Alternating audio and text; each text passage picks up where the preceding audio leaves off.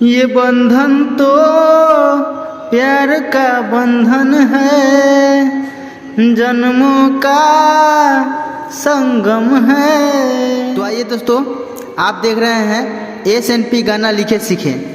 तो ट्रैक आपको पता चल ही गया है, ये बंधन तो प्यार का बंधन है। तो आइए मुखरा सुनते हैं, बहुत ही अच्छा सैड सॉन्ग लिखा हुआ है। तो आप लोग अच्छा से देखें, पूरा देखिए।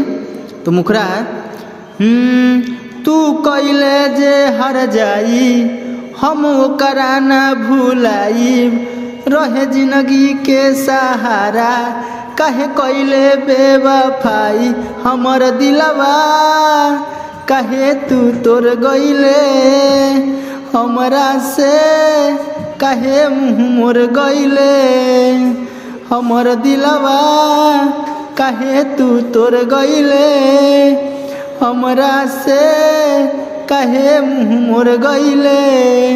अच्छा लगे तो लाइक ज़रूर कीजिएगा, कमेंट कीजिएगा।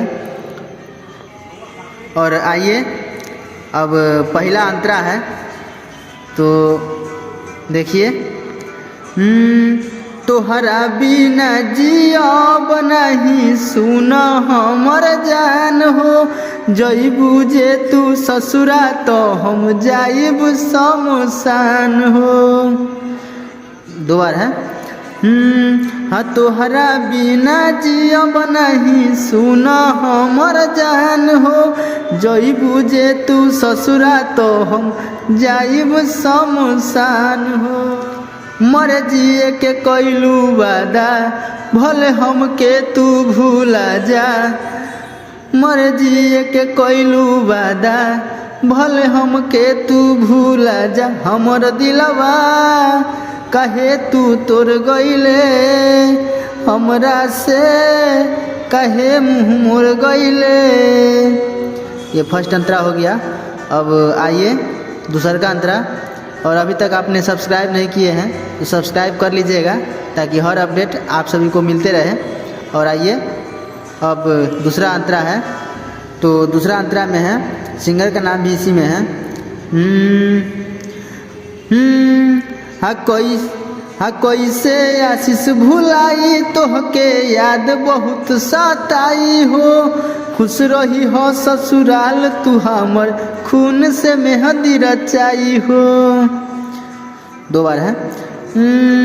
हाँ कैसे आशीष भुलाई, तोहके याद बहुत सताई हो, खुश रही हो ससुराल तू हमर, खून से मेहंदी रचाई हो।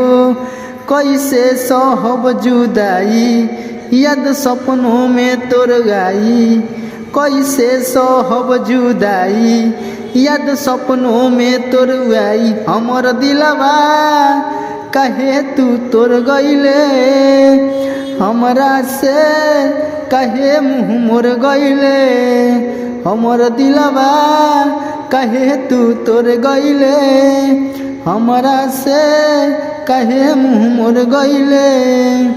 तो दोस्तों अच्छा लगा हो तो लाइक कमेंट सब्सक्राइब जरूर कीजिएगा और बेल आइकन दबा दीजिएगा। धन्यवाद। जय हिंद, जय भारत।